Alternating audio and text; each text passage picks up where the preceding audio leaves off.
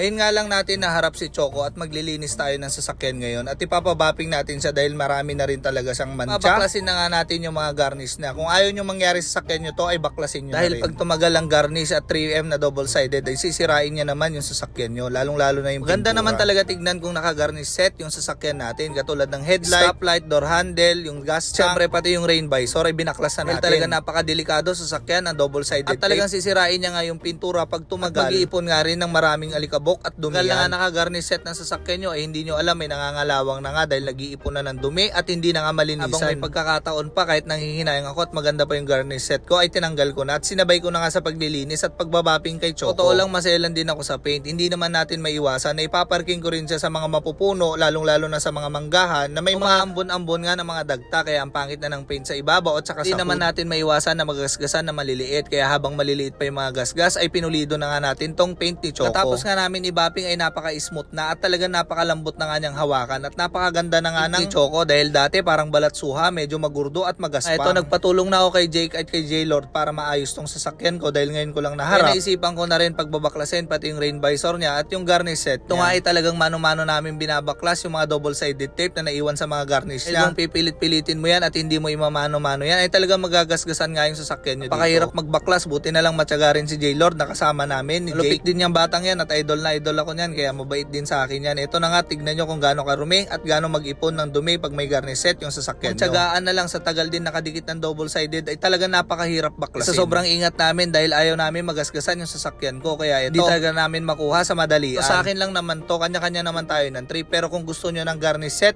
sabihin nyo sa akin at ibibigay ko yung pinagbabaklas ko sa inyo dahil palitan nyo na lang ng bagong double-sided tape at mapapakinabangan nyo pa yon. Pero talagang ako, ayoko nang gumamit ng garnish set. Ito nga, pinapakita ko sa inyo kung ano mangyayari sa sasakyan nyo. Isa naman itapon ko, kaya kanya-kanyang trip naman yan. Kung gusto nyo maglagay, sabihin nyo sa akin at ibibigay ko na lang din sa inyo. Ang bayad yung garnish set na ibibigay ko sa inyo, pang Gen 3 na Montero Sport. Saan ka pa, wala nang bayad, may sticker ka pang makukuha kay Darwin. Ito nga pati rain visor ay binapping na rin natin dahil tinanggal na nga rin natin yung rain visor niya. Ito nga napakaganda na nga ng mga bapping at trapping compound na ginagamit namin. Ito nga ipaprank ko muna si J-Lord.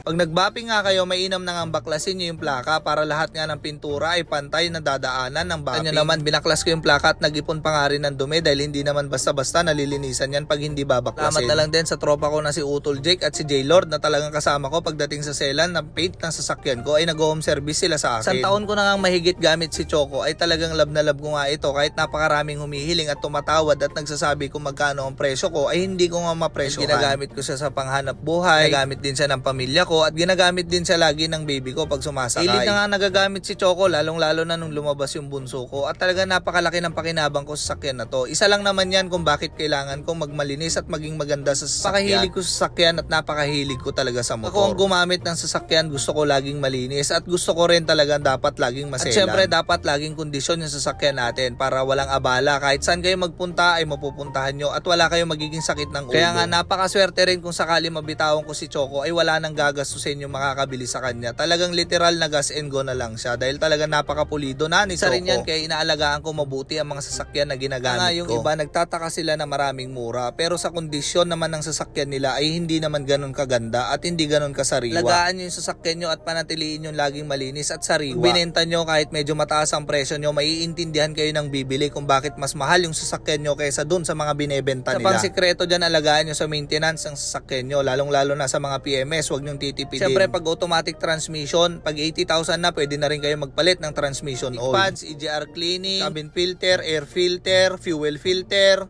air filter, lahat yan palitan nyo na rin. Lagi rin kayo magche-check, lalong-lalo na sa mga belt, lalong-lalo na sa mga gulong, lahat yan palitan nyo at ayusin nyo, wala kayong magiging problema. Kahit second hand ng sasakyan nyo ay tatagal at magiging maayos ang kondisyon ng sasakyan nyo pag hindi nyo tinitipid. Bayan at nagsimula ako sa motor at napunta ako sa sasakyan. Talaga nakahiligan ko ang sasakyan. Sa dami ko nang binenta at biniling sasakyan na nagamit ay ko, unti-unti marami akong natututunan. Ngayon nakakahiligan ko ang sasakyan ko na ito. Wala talaga akong magiging problema dahil inaalagaan ko at kinukondisyon kondisyon ko lagi yung sasakyan ko. Magastos lang ang sasakyan, totoo yan. Talagang magastos at talagang mahal ang mga pyesa, lalong-lalo na pag may mga papalitan ka. Talagang ganon, napakalaki naman ng pakinabang mo sa sasakyan mo. Mapupuntahan mo yung gusto mong puntahan, may sasakay mo yung pamilya mo, magagamit mo sa negosyo, at kung saan-saan ay kaya mong puntahan dahil maganda at kondisyon yung sasakyan mo. Tulad ni Choco, simpleng at importante lang naman yung mga binibili ko sa kanya mga accessories ay simpleng-simple lang, pero talagang may itsura na kahit papano, poging-pogi pa rin kahit stock height lang siya. Ito ang Gentry na Montero ko na ito ay nagpalit lang ako dito ng mugs at gulong 6570-17 na offset. Naka-LED na nga yung fog lamp ko, naka-LED na rin yung headlight ko, naka-LED na nga rin yung interior ko. Meron tayong Boss Europa at naka-Barco horn tayo, tapos naka-tow hitch tayo dito, tapos naka-carrier na rin ng SR Performance. Tapos konting accessories lang sa loob katulad ng mga matting at seat cover, yun lang naman, at talagang kahit papano ay okay na sa akin yun at kontento na nga rin ako sa pormahan ni Choco. Tapos puro maintenance na lang ang ginagawa ko at selan sa paint at laging malinis. Yun lang naman ang ginawa ko sa mga sakyan ko na to at talagang kondisyon na yung sasakyan ko. Mula nakuha ko si Choco ay maintenance lang ang ginawa ko at wala na naging problema, at kaya unti-unti ko na rin lang siyang pinapaganda, kaya hindi ko alam talaga kung paano ko mabibitawan ito at talagang gagamitin ko. So yun, makinis na, bigyan natin ng montage.